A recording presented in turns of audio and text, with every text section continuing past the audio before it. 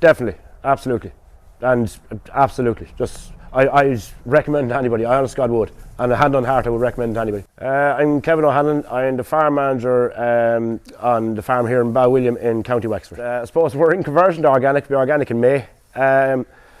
We milk roughly probably 150, 160 cows now, give or take. We're kind of year-round calving. We'll tighten that up into 2 blocks. We've cows transitioning to winter milk for the organics because there's a good payment for the milk over the winter. We grow most of our own feed. We're hoping to grow about 97, 98% of it. Buy in a bit of stuff for the calves, for the meal for the calves, the peas, oats and combi crops.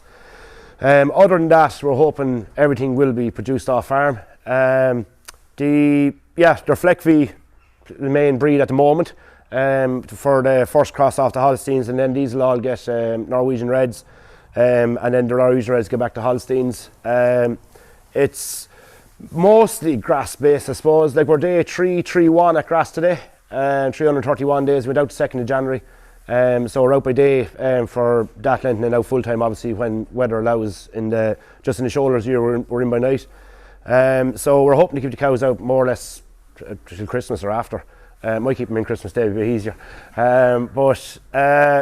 Yeah, that's the kind of the general. We're mainly grass and multi-species based. We have a lot of farm multi-species. About 60% of the farmers in multi-species at this stage, and yeah, we're more or less 2 years now without nitrogen, without any bag fertilizer actually. Not even nitrogen, any bag fertilizer. More or less 2 years now. I suppose over the last few years, we would have had pneumonia. Would have been an issue with, and scours. Generally, I suppose most farmers can relate to this, that it's one calf in the house got a scour, flipping just, you might as well just start doing the other ones before they even get it, because they're going to end up getting it. So they would be the 2 biggest, I suppose the same as most farms. They're the 2 biggest issues on most farms, and calf thrive. As you can see, the calves have jackets on them. That's to retain health, or to retain heat, not health, health as well I suppose, but it's to retain heat, so they're not using energy trying to keep themselves warm.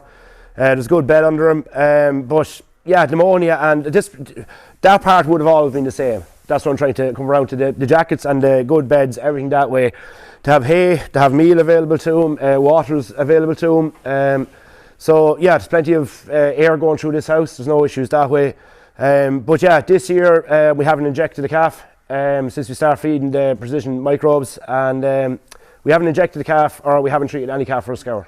Yeah, so since we started feeding the precision microbes, the calf figure, and like even the first time playing in the house, that there's a lot more playing going on. You'd see an awful lot more playing going on in the house. The shine off the calves, the growth rates of the calves are, there's no setback. There is no setback this year. And like you could say, right, it's the beginning of the calves, you've only, 30 odd calves in here. But every other year, it was once you got above 15 calves, even though it's a big house and everything, once you got to kind of 15, you start seeing the bits of pneumonia coming through, you start seeing the smaller signs, and scour, flipping scour. Scour was a hindrance to us. Now we'd lose frig all calves with scour, we'd be treating it, but it's still a setback to calf. Towards now, there is no setback when they're going from strength to strength.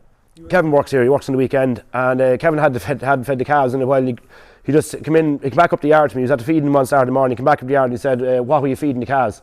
They're completely different calves this year. But I actually forgot to tell him to give him the stuff. It just went out of my head. We're so used to myself and Andy or whoever giving it to him. But he couldn't go over. The cows were driving out the feeders on him. Like they're the feeders you slip in, they're not the hang ones. So he couldn't get over the vigour of the calves, and just the general health of him.